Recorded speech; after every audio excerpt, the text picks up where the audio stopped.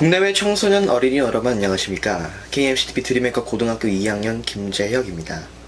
어린이가 미래의 대한민국이며 미래는 교육이 선도한다 라는 슬로건을 걸고 청소년 어린이와 학부모들을 대상으로 창립한 저희 KMCTV는 국내 광역시도 교육감 또는 후보자를 모시고 어떤 교육 정책으로 어떤 교육 환경을 어떻게 만들어가는가 또는 만들어갈 생각인가를 직접 들어보는 시간을 갖게 되었습니다.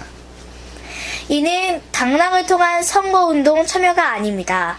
교육 마인드 발표를 통해 보다 앞서가는 시대가 요구하고 후대가 바라는 선진 교육의 로드맵을 영상에 담아보려는 것이 계획 의도입니다. 전 현직은 물론 후보자 여러분과 접촉을 시도해오다 이 시간을 갖게 되었습니다. 물론 KMC는 상업방송이 아닙니다. 광고 홍보로 운영되는 TV도 아니고 대가를 따지지도 않아 창립 정신 자체가 오직 정신문화와 인성도야를 향해 미래 세대를 바라보는 가치의 뜻을 영상에 담아 남기겠다는 설립자의 창작 활동의 일환으로 무쇠 뿔처럼 달려가는 영상 유튜브 채널입니다. 이런 정신문화, 멘탈 컬처, 마인드 트레이닝에 주안점을 둔 KMCTV에 때마침 세종특별자치시 교육감으로 출마하는 최태호 후보자가 동감을 표해 응해주셨습니다. 최태호 후보자는 이제 한국정신문화 KMCTV 영상을 통해 삶과 철학, 교육자로서의 선진교육 정책을 남기는 것이야말로 한국 교육 발전의 새로운 정신문화 콘텐츠라며 동의해 주신 것입니다. KMCTV는 앞으로도 국내 17개 전 광역시도의 모든 현직 교육감이나 전직 또는 교육감 후보자와의 인터뷰를 희망하고 요청합니다. 교육 행정의 야전 사령관이라 할 교육감님을 모시고 같은 취지의 대담을 나누고 영상에 담기 원합니다. 대전, 서울, 충남, 멀리 부산, 제주, 아무튼 국내 전체 교육감 후보자를 통해 모든 한국의 현재와 미래의 교육 비전을 논하노라면 본인만이 가슴에 담았던 고귀한 교육 정책이 생생히 살아 움직이게 될 것입니다. 자, 이제 그럼 말씀드린 최태호 세종특별자치시 교육감 후보자를 찾아가 직접 만나 뵙기로 하겠습니다. 한 말씀 빠뜨린 게 있군요. 오늘 이 영상은 우리 KMC 남녀 어린 리포터와 함께 초등교육의 설정 방향과 정책 및 교육자로서의 삶 중심으로 진행하도록 하겠습니다. 그럼 미소와 현규 시청자 여러분께 인사부터 하실까요? 안녕하세요. KMC 드림 아나운서 4학년 박미소 인사드립니다. 안녕하세요. KMC 어린이 리포터 세종시 교육청 올리사랑 홍보대사 그리고 아역배우 3학년 한영기 인사드립니다. 네, 현규는 자기소개가 화려하게 들립니다. 맞습니다. 엄마의 섬, 각시탈 등 여러 편의 드라마와 영화에도 출연한 탤런트 맞습니다. 그럼 저는 여기서 KMC 일기생 초등학생 어린이 미래 언론인들에게 맡기고 물러나 있기로 하겠습니다. 자, 가셔서 그럼 최태호 후보자님께도 인사드리고 시작하고 촬영 잘해가지고 돌아오세요. 잘해오세요. 네. 최태호 후보자님 안녕하세요. 안녕하세요. 먼저 지난 4월 16일 발생한 진도 세월호 침몰 사고로 300여 명이 사망 또는 실종한 사건이 발생했습니다. 교육자로서 제자이며 자녀들이라 할 고등학생 실종 및 희생자가 많은데 이 영상을 통해 애도와 위로의 한 말씀 부탁드립니다. 먼저 희생당하신 모든 분들의 명복을 빌고요. 저는 또 단원고등학교 교사 중에 제자가 한 명 있었어요. 국어과 교사로.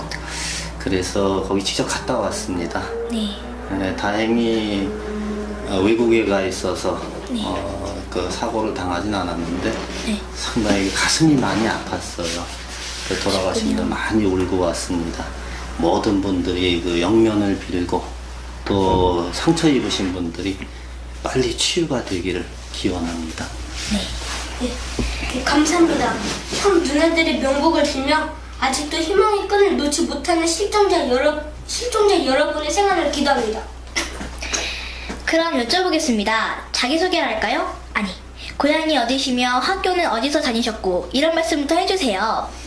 네, 고향은 경기도 여주구의 아주 시골이에요. 네. 궁벽하다는 표현을 알란가 모르겠는데 네. 아주 가난한 집안에서 교사의 아들로 태어났어요. 그리고 공부는 거의 서울에서 했고 네. 대학까지 서울서 다니고 대학원도 서울에서 마쳤습니다. 와. 가족 이야기 부모님은 어떤 분이셨고 어떤 교육을 받으셨죠? 조금 전에 말씀드린 대로 부모님 중에 아버님은 교사였어요. 네. 그렇기 때문에 굉장히 엄한 교육을 받았어요. 여러분 말로 그 범생이 되어야 했어요. 좀 개구쟁이처럼 나도 놀고 싶고 뛰어다니고 싶고 욕도 하고 싶고 그랬는데 아버지가 선생님이다 보니까 욕하면 집에 가서 종아리 맞고 항상 남들의 모범이 되어야 하고 또 공부도 항상 1등을 해야 되고 1등까지. 예. 그러니까 그것이 나 개인한테는 어려서 작은 스트레스로도 많이 작용하긴 했어요. 하지만 그 엄한 교육이 오늘날의 나를 만들었다 이렇게 생각을 해요. 네. 네. 저희들의 스승, 이야기 할아버지께서는 자주 부모는 시요, 스승은 농부다라는 말씀을 하십니다.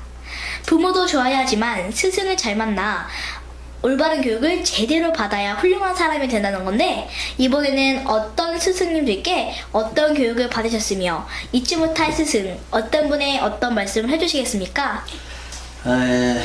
아까 말씀드린 그 엄한 스승 네. 제일 생각이 나요. 제일 엄한 선생님으로는 일석이승 선생님이라고 딸깍발이라는 그 수필로 더 유명하신 분이에요. 네. 국어학자셨고 조선어학회 사건으로 함흥교도소에 투옥되기도 하셨던 그런 분이에요. 얼마나 엄하셨는지 제가 이렇게 모시고 다닐 때 네. 어른들 앞에서 헛기침을 하면 바로 그냥 호통을 치시고 뭐 버스에서 내릴 때 내가 먼저 내리면 또 호통을 치고 그러셨는데 그런 엄한 교육 덕분에 예절은 제대로 배우게 됐어요. 그러셨군요. 예절을 바로 알면은 두려움이 없어져요. 어른 앞에 가면은 왜 학생들이 좀 무섭고 그렇잖아요. 네. 근데 예의를 잘 지키면은 무서워할 게 없잖아요. 그래서 그 일석 선생님이 가장 기억에 남아요. 그러시군요. 예. 예. 그런데 후보자님이 어렸을 때 어떠셨어요? 잘할 때 이야기도 들려주세요. 공부는 참 잘하셨겠죠? 잘했어요.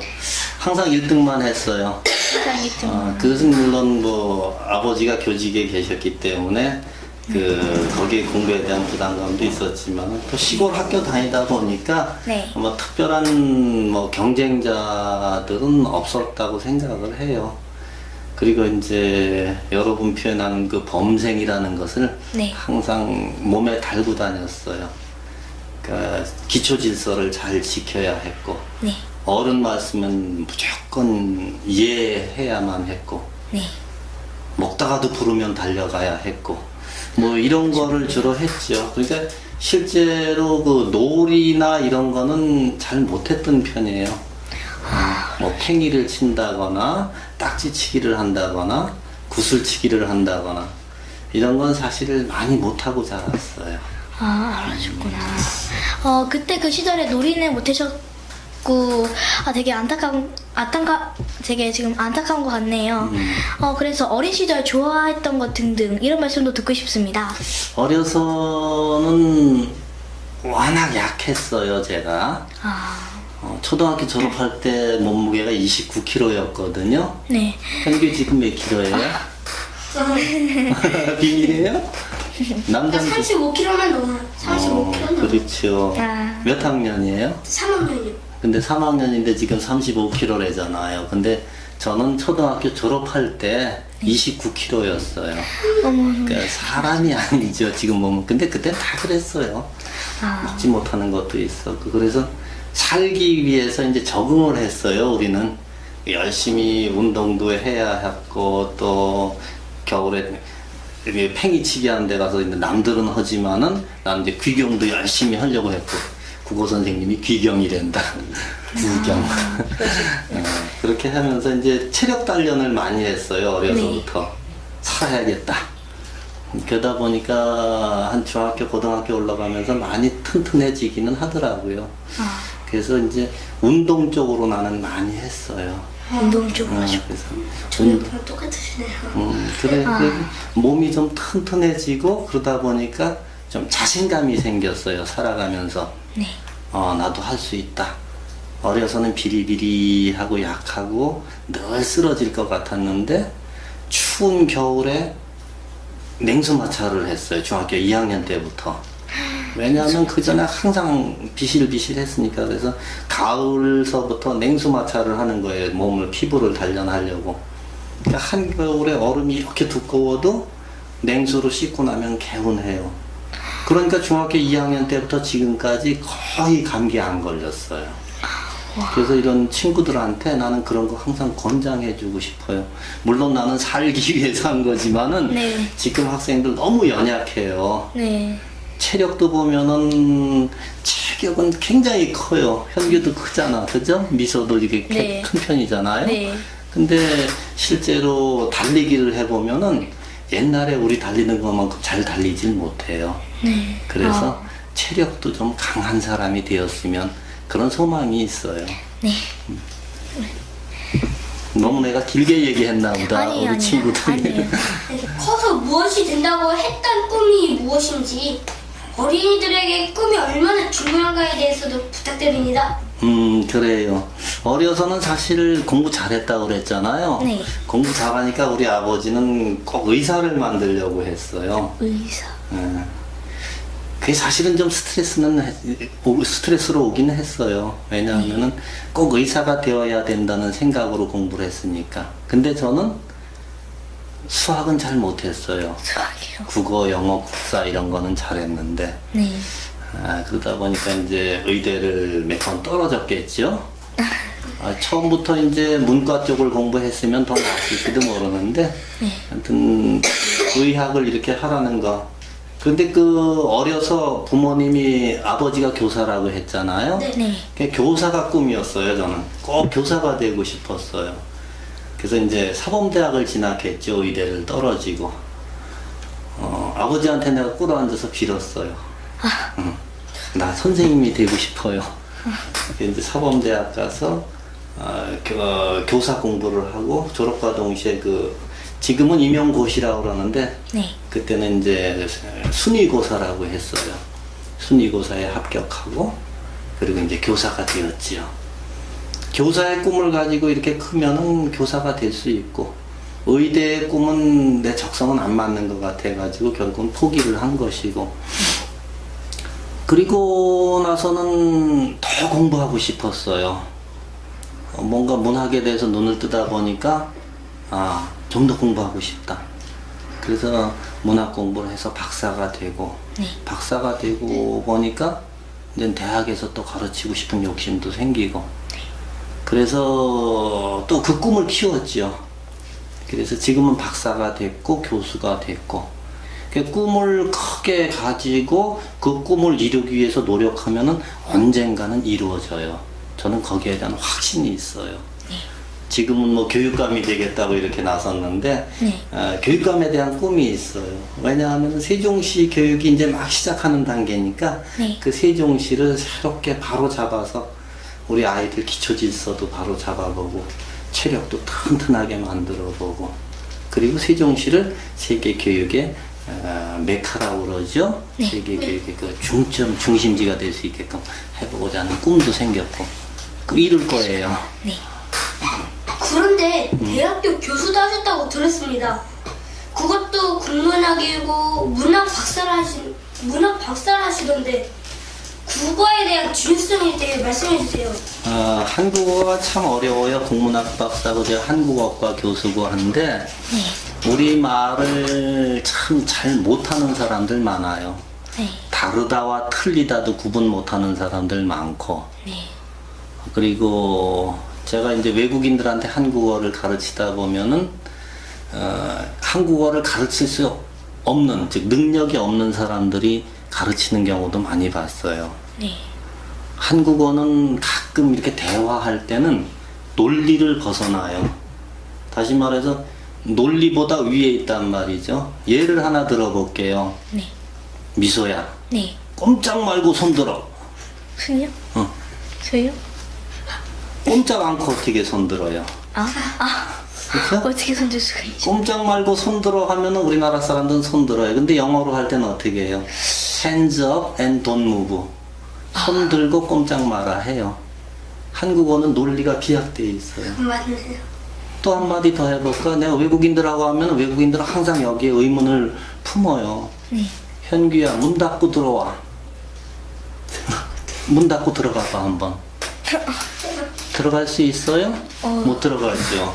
한국어는 중요한 건 항상 앞에다 놔요.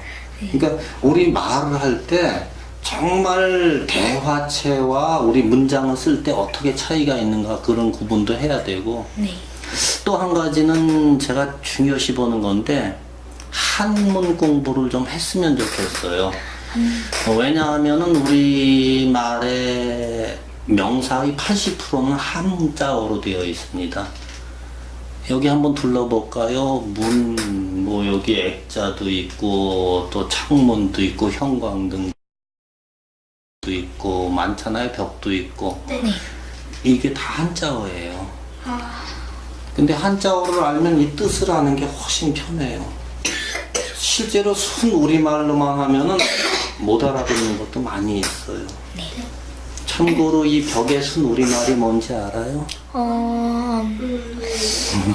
잘 모르겠는데. 몰라요. 어른들도 몰라요. 근데 어른들은 제가 얘기하면 알아요. 배랑박 하면은 기억하는 분들 많을 거예요. 배랑박. 바람벽자거든. 그래서 한자로 벽이고 우리말은 바람이에요. 이게 바람이 순우리말이고 벽이 한자어. 근데 한자어한테 순우리말이 세력이 밀려난 거예요. 가람, 강. 원래 강이 아니고 가람이 순우리말이거든. 그래서 우리말을 좀 더 명확하게 잘 하기 위해서는 네. 어려서부터 한자 교육을 하면은, 한자를 배우면은 훨씬 더 쉽게 공부할 수 있어요. 참고로 제가 한문교육과를 졸업했어요. 네. 한문을 공부하고 대학원에 가서 한국어를 하고 박사과정에서 국문학을 했어요. 한자어로 바탕이 이렇게 되어 있으면은 네. 한국어 하는 게 참 쉬워요. 그러니까 내가 영어로 해서 팁을 하나 줄게. 네. 지금부터 집에 가면 하루에 한자어 4자씩 딱 공부해봐요. 전 5자 아니면 6자. 좋다. 그럼 현기 잘하겠다. 이게 공부, 아니요, 안 하면 안 되지. 그래서 하려고요, 사실. 그 한문 공부는 자꾸 열심히 쓰고 외면 좋아요. 네. 나도 이 나이에, 우리 나이에 비해서는 한문을 많이 외우고 많이 알고 있거든. 네. 그 한문 문헌을, 명심보감 이런 거를 좋은 문구를 머릿속에 입력하고 암기하고 있으면 굉장히 생활에 도움이 돼요. 네. 후보자님, 그런데요, 사실 학교에 가면 어떤 선생님은 좋은데 어떤 선생님은 무서워서 겁내는 아이들도 있어요. 교육감이 되시면 선생님들과 함께 하실 거니까 선생님들은 어때야 한다고 보십니까? 제가 교사로 14년을 근무했어요. 네. 우리 반에는 왕따나 이런 거 없었어요. 네. 그거는 저 담임 선생님으로서 하면은 충분히 가능하다고 보고, 여기 내가 써놓은 게 있는데, 네. 담임 교사의 웃는 얼굴이 아이의 평생을 좌우한다. 네. 근데 좌우명처럼 해요. 담임 교사가 우울하고 담임 교사가 너무 무섭고 그러면 아이들이 그분 수업을 무서워하게 되고, 또 중고등학교 갔을 때 그 과목을 싫어하게 돼요. 저쪽에 보면 교육은 가슴으로 나누는 사랑입니다. 그렇게 썼잖아요. 네. 가슴을 열고 가슴을 나누면 왕따가 없어져요. 예를 들면은 학생들이 이렇게 사고를 치고 그러는 것은 네. 실제적으로는 그 관심받기 위해서 하는 게 많아요. 그때 안아주고 품어주고 왜 그렇게 됐는지 원인을 캐서 네. 그것을 보듬어주면은 그 아이 더 가까이 다가와요. 선생님이 웃는 얼굴로 가슴을 열면은 아이들 다 이 안에 품 안에 들어올 수 있어요. 그래서 나는 이 교사들의 일단 교사가 즐겁게 일을 해야 되는 거죠. 위에서 막 짜증나게 일만 시키고 그러면 선생님들 화나고, 화가 나면 학생들한테 또 화를 내게 되잖아요. 네. 그래서 일을 즐겁게 할 수 있는 그 분위기를 만들어줘야 되고, 우리 학생들은 또 같이 즐거운 분위기에서 학교 가고 싶은데 오늘 또 학교 가고 싶어, 이런 그 분위기가 돼야 된다고 봐요. 네. 이제 이렇게 여쭙겠습니다. 세종시는 교육부와 문화부 등 정부 부처가 모인 도시잖아요. 저희는 한국정신문화TV입니다. 세종시를 바라보는 KMC의 눈높이는 한국의 교육은 물론 정신교육운동의 본부로서 세종시가 앞서가야 한다고 보는데 그에 대해 한 말씀 부탁드립니다. 당연히 세종시 교육이 앞서가야죠. 세계 최고가 돼야 돼요. 시설이나 뭐 이런 면에서는 세종시 교육이 지금 거의 세계 최고에 있어요. 그런데 이제 학생들과 이제 선생님과의 그 괴리가 좀 있고, 괴리라는 말은 좀 어렵죠. 거리감을 느낄 때가 있고, 그 다음에 이제 저쪽 천마을 쪽하고 이 북부 쪽하고 이제 환경 차이가 많이 나고, 그런 것이 많이 있는데, 이 교육의 중심지로서 우리가 메카가 되려면은 서로 그 이해할 수 있는, 그리고 컴퓨터 교육을 하면 그 맞춤식으로 학생들에게 다가갈 수 있는, 예를 들면 그런 거예요. 학생들은 컴퓨터로 막 잘해요. 네. 근데 선생님이 잘 못하는 경우 있어요. 네. 나도 그래 사실은. 나도 저거 잘 못해요. 휴대전화 놓고 그 스마트폰 하려면은 네. 아이들한테 물어보고 해요. 네, 그 그러시죠. 선생님이 되려면 이제 선생님이 앞서가야 되잖아. 그래서 네. 스마트 교육이라든가 이런 걸 선생님한테 맞춤식 교육을 해줘야 돼. 연수라고 그래요, 그것을. 네. 선생님한테 아이들에게 어떻게 접근을 할 것인지 그것을 먼저 선생님이 연수를 하시고, 네. 또 학생들의 눈높이에 맞춰야 되잖아요. 네. 학생들뿐만 아니라 사실은 어머니들도 그래. 학생은 초등학생인데 어머니는 고등학교의 생각으로 막 아이들하고 접근을 하면은 네. 엄마하고 차이가 나요. 그래서 엄마, 선생님 할 것 없이 그 어린아이의 눈높이에 맞춰서 또 거기에 맞는 교육법을 적용을 해야지요. 그러니까 학생들한테 너무 높은 단위의 그 수업을 요구하면은 학생들이 네. 따라가질 못해요. 그래서 그 단계별로 수준에 맞는 그런 것을 먼저 선생님들의 눈높이를 학생들에게 맞춰주는 그런 것이 있어야 되지 않을까. 네. 그렇게 생각해요.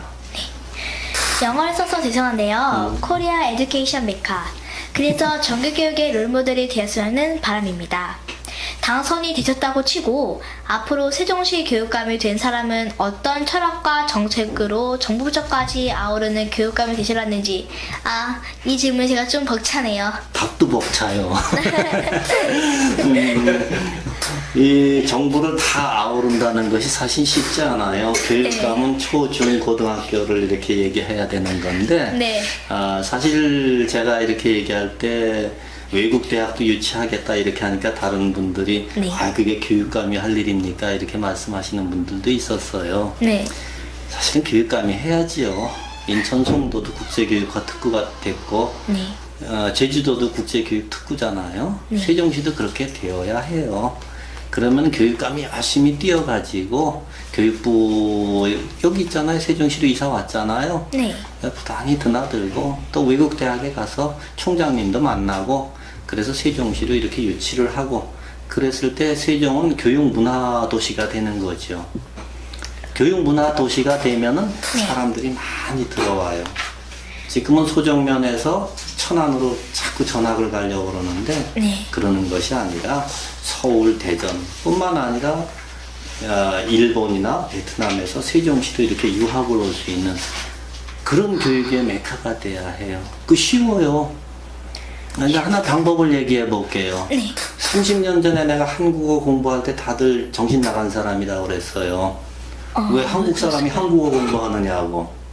하지만 지금 내가 1년에 학교에 들이는 돈이 꽤 많아요. 네. 왜냐하면 외국 유학생들이 한국어, 한국 문화 배우려고 우리 과에 오거든요. 네.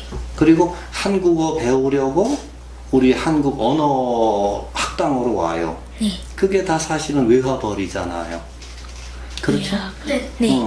한국 한류 문화학교를 만들어서 외국 유학생을 일로 끌어들이는 방법. 네. 또 외국의 유명한 대학을 여기 분교를 유치해서 네. 미국으로 유학 안 가고 일본 사람이 한국으로 유학 오게 하는 방법, 중국 사람이 이쪽으로 유학 오게 하는 방법 많이 있잖아요. 그래서 저는 이런 표현을 써요. 교육산업이다. 교육산업도시.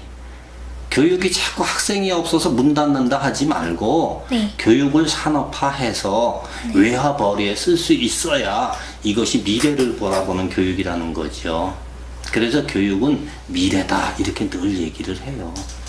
바로 코앞에만 바라보고 정책을 세우면은 네. 그것은 잘못된 정책이에요. 잘못. 항상 교육의 답은 30년 후, 50년 후에 나타나는 거예요. 좀 길지만 한마디 더 하고 마무리할게. 네, 괜찮아요. 우리 클 때 네. 현재 아버지 세대쯤 되겠다. 아들, 딸 구별 말고 둘만 낳아 잘 기르자. 잘 키운 딸 하나 열아들 부럽지 않다. 그래서 애를 둘 이상 낳으면은 야만인 취급을 했어요. 그게 지금 그때 교육이었고 지금 답이 어떻게 나왔어요? 시골 학교 다 문 닫잖아. 그렇죠? 네. 인구가 줄어들잖아. 네. 그때 잘못 세운 교육 정책이 지금 나라를 흔들고 있는 거야. 그래서 나는 저출산 대책도 교육 정책에 넣어야 된다고 하는 사람이거든요. 네. 미래 20년, 30년, 50년을 내다보고 교육 정책을 세우는 사람이 정말로 바른 교육자다라고 늘 얘기해요. 코앞만 보고 하는 거는 물론 지금 당장 뭐 화장실 문 고치고 유리창 뜯어 고치면 실적이야 남겠지. 네, 그렇겠죠. 하지만 교육은 그런 거 아니에요. 네. 정말 잘된 정책으로 나라의 미래를 바라보고 세워야 된다. 이것이 교육 정책이다. 네. 답은 50년 후에 보일 것이다. 네. 좀 답답하겠지만 그게 답일 것 같아요. 네. 자, 뭐야? 저는 쉬운 질문을 드리겠습니다. 손자, 손녀들 어떠시나요? 네, 지금 친손자, 손녀는 없지만은 제자들이 결혼을 많이 하고 외국에 있는 제자들이 또 아이를 많이 낳아서 네. 손자, 손녀는 많은 편이에요. 와, 네.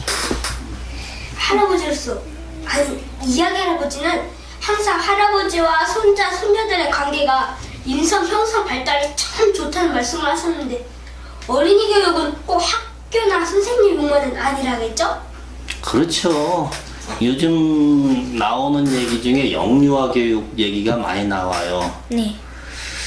나 그거 사실 좀 걱정스러워요. 왜냐하면은 영아라고 하면 보통 0살에서 1살까지, 1살에 0살에서 2살까지 네. 이걸 얘기하는데 이때 아이들은 엄마 품에 있어야 된다고 봐요. 나는 네. 이렇게 엄마하고 교감을 하고 엄마의 젖을 먹으면서 서로의 그 정을 느끼잖아요. 네. 그 아주 어린 아이들을 우리가 이렇게 시설에서 정말 하는 것이 바람직한가? 사실 정책적인 면으로 볼 때는 이런 아주 어린 아이들에게는 엄마가 있어야 된다고 봐요. 그래서 엄마에게 출산 휴가를 3년 줘서 충분히 성장할 수 있을 때까지 가르칠 수 있는 그런 기회를 주고 그 다음에 이제 유치원으로 보내는 것이 맞지 않을까 저는 이렇게 생각해요. 특히 이런 면에서 그 학교에서의 하는 교육과 가정에서의 하는 교육 중요하죠. 네. 이걸 우리는 밥상머리 교육이라고 그래요. 밥상머리 교육이요. 밥상머리에서 여러분들이 왜 휴대전화 막 하고 있으면은 엄마 아빠 화나겠지. 네.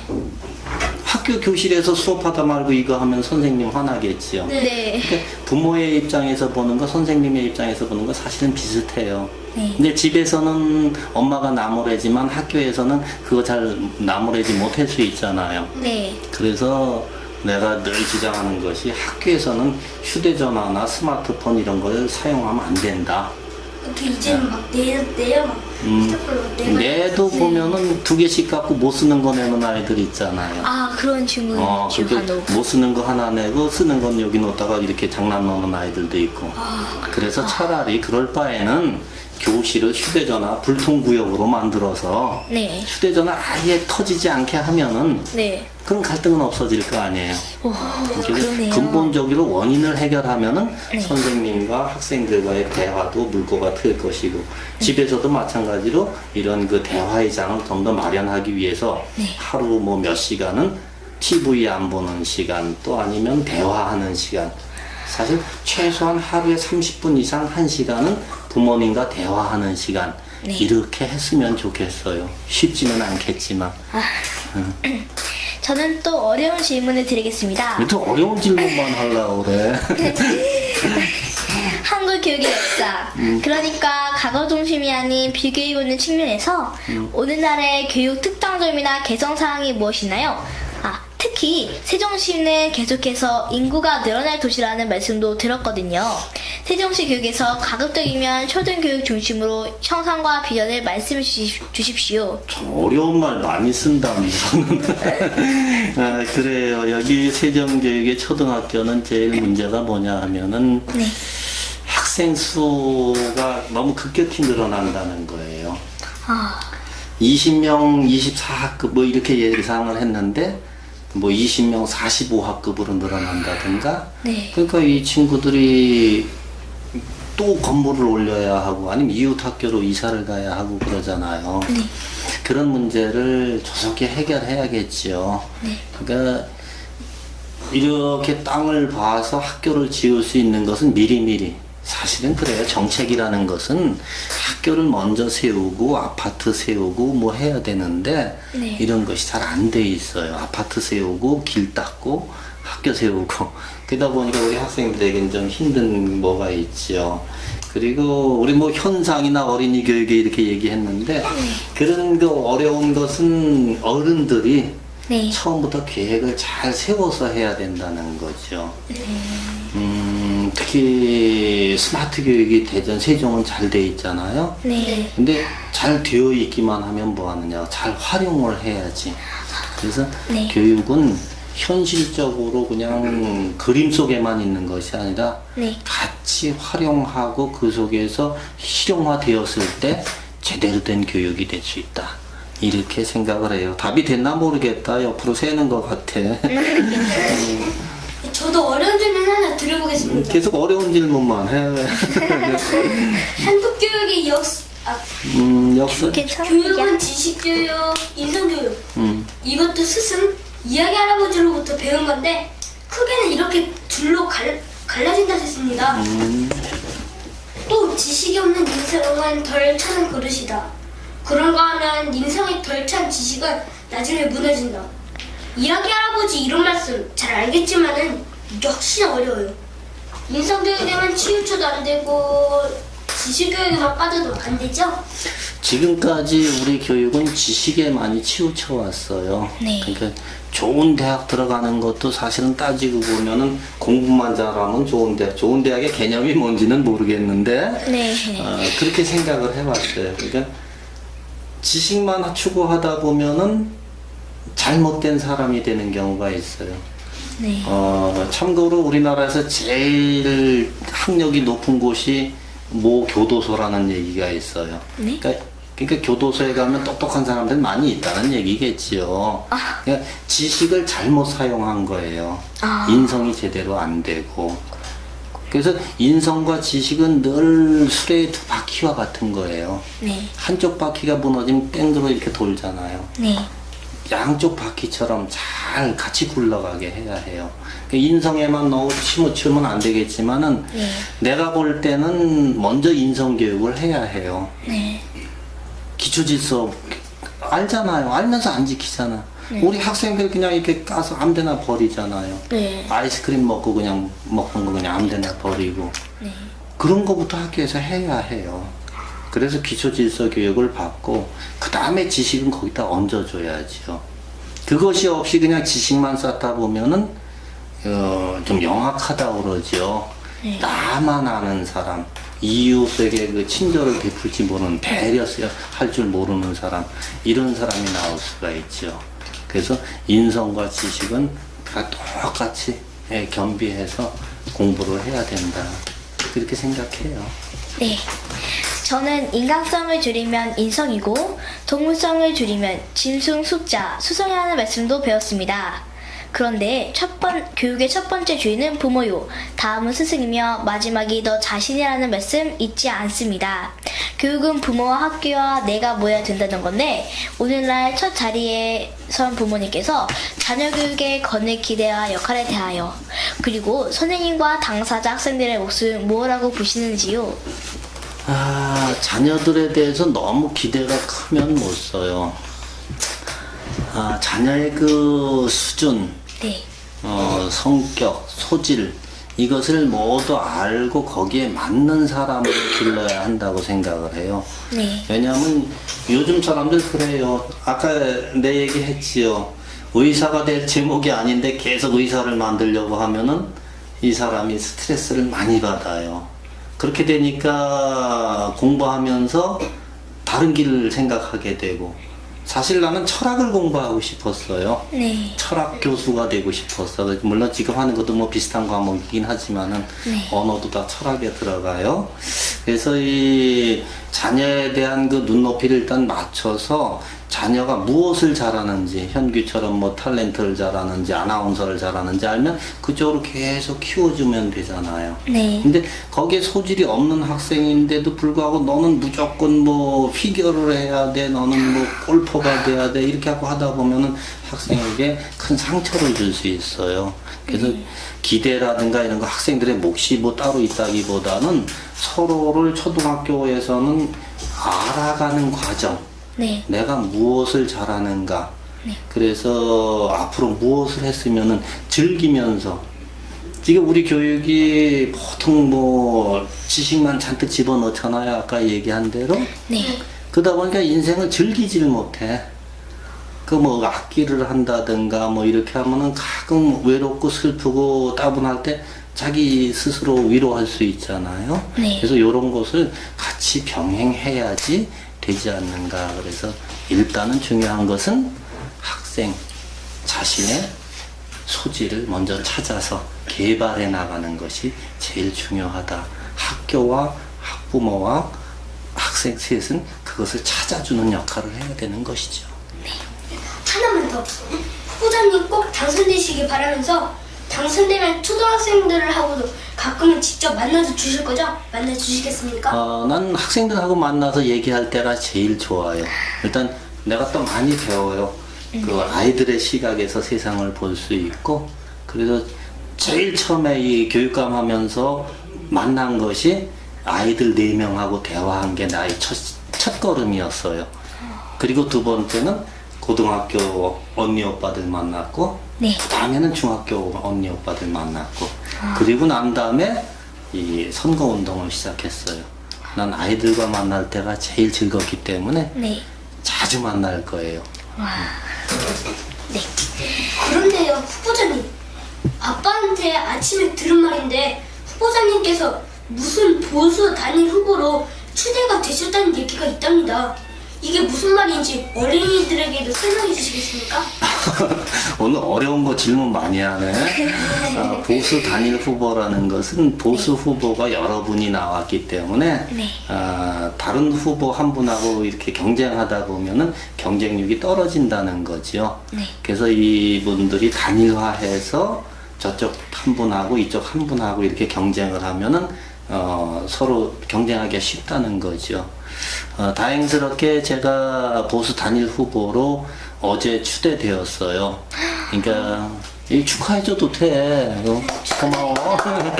이게 뭐냐면 이제 어른들이 네. 보수 후보로서 이제 제일 깨끗하고 청렴하다 이런 것을 깊이 생각을 하시고 이제 최태호가 보수 대표가 되었으면 좋겠다 해서 어제 서울 프레스센터에서 보수 단일 후보로 추대를 해주셨어요. 네. 축하드리고요. 고맙습니다. 네. 네, 저희들이 이제 여쭈어볼 말씀은 이제 끝났습니다. 마지막으로 미래는 영상시대라는 말이 있어요. 영상을 통한 어떤 첨단 교육 정책도 가지고 계시나요? 나는 학교마다 이런 영상실이 있어야 된다고 생각을 해요. 네. 물론 또 꼭 만들 것이고. 네. 그리고 요즘은 학교에서 이렇게 얼굴만 맞대고 교육하는 것도 좋지만은 다른 학교하고도 교류할 필요가 있어요. 이것을 저는 이제 거점 학교라고 얘기합니다. 네. 거점 학교가 뭐냐 하면은 이 학교는 국어 거점 학교, 이 학교는 수학 거점 학교, 이 학교는 영어 거점 학교. 이렇게 하면은 너무 멀 경우 영상 수업을 대신할 수 있잖아요. 그럼 그 영상실에 가서 공부할 수도 있고, 또 더 좋은 뭐 교과 과정이 있으면은, 또 더 좋은 커리큘럼이 있으면, 뭐 같은 얘기네. 더 좋은 강연이 있으면 네. 아이들이 영상을 통해서 배울 수 있는 것. 앞으로는 영상 시대가 되기 때문에 그것은 반드시 있어야 된다. 이렇게 생각해요. 네. 그럼 우리 KMC 스튜디오에서 김재혁 선배가 한두 가지만 질문 드리고 마쳤으면 합니다. 같이 오지 못해 녹화된 질문입니다. 선배님 나와주세요. 예, 다시 스튜디오입니다. 미서 선구 잘했습니다. 네, 후보자님 어린이들에게 자상한 답변 정말 감사드립니다. 그럼 두 가지만 질문 드려보도록 하겠습니다. 첫째, 세종시 전교 직원에게 하고 싶으신 말씀, 그리고 또 특별히 학부모님께 하고 싶으신 말씀, 아나더 모든 학생들에게 하고 싶으신 말씀까지 총 3마디 간단하게 해주십시오. 아, 2개가 아니라 3개네요. 세종시 전 교직원께 드리고 싶은 말씀은 네. 일단 신명나게 일할 수 있는 직장을 제가 만들어 보고 싶습니다. 교직원들이 신나고 활기차야 우리 아이들이 즐겁습니다. 가능하면은 자질구레한 업무, 즉 공문서 오는 것은 공익요원을 통해서 해결할 수 있도록 할 것이고요. 가능하면은 업무에서 해당돼서 학생 지도하는데 중점을 둘 수 있도록 노력을 하겠습니다. 함께 해주시면 고맙겠고요. 두 번째로 학부모님께 드리고 싶은 말씀은 부모님들께서는 눈높이를 아이들에게 맞춰줬으면 좋겠어요. 무슨 말씀이냐 하면은 아이들 생각을 너무 앞서가셔요. 그래서 저는 학부모 교육을 자주 열 것입니다. 1학년이면 1학년에 맞는 어머니가 되어주셔요. 중3이면 중3에 맞는 어머니가 되어주셨으면 해요. 그렇게 했을 때 아이들을 이해하고 함께 성장할 수 있는 것이지 너무 앞서가면은 아이들이 따라가지를 못합니다. 그래서 이것을 꼭 같이 생각해 주셨으면 하고요. 우리 모든 학생들에게는 정말 튼튼하고 씩씩하게, 그리고 정말 사람다운 사람, 사람 냄새 나는 사람으로 자라줬으면 좋겠습니다. 네, 지금까지 인터뷰에 응해주신 최대호 후보자님 감사합니다. 고맙습니다. 감사합니다.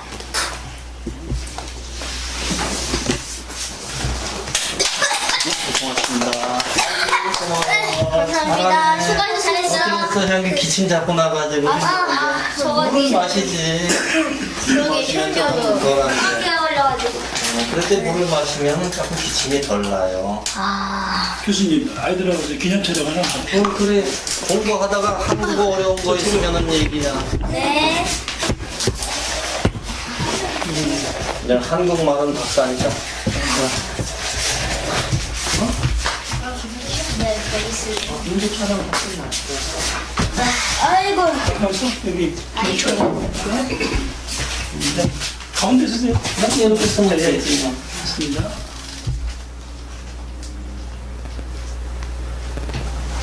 자, 김치 해보세요. 자, 하나, 둘. 자, 한 번 더 찍겠습니다. 둘. 고맙습니다. 감사합니다. 수고 많으셨습니다. 예, 네, 여러분 어떻게 보고 들으셨습니까? 인간이 동물과 다른 것의 첫째는 교육이라는 말이 있는데 이 교육이 곧 국가 백년 대계요. 국력의 토양이라 할 때 훌륭한 분이 좋은 정책으로 이끌지 않으면 안 된다는 차원에서 특히 세종시가 교육의 메카로 발돋움하는 데 있어 최태호 후보자의 철학이 결실되었으면 하는 기대를 갖습니다. 장시간 인터뷰에 응해주셔서 정말 감사합니다. 자, 그럼 지금까지 KMC 드림 아나운서 4학년 박미소, KMC 어린이 리포터, 세종시 교육청 올리사랑 홍보대사, 그리고 아야배우 3학년 한영규. 저는 KMC 드림 앵커 김재혁이었습니다. 국내 청소년 어린이 여러분, 그리고 이 영상을 시청해주신 학부모 여러분, 밝고 활기찬 대한민국의 교육 발전을 위해 큰 관심을 가져주시기 바라면서 다음에 뵐 때까지 안녕히 계십시오. 안녕히 계십시오.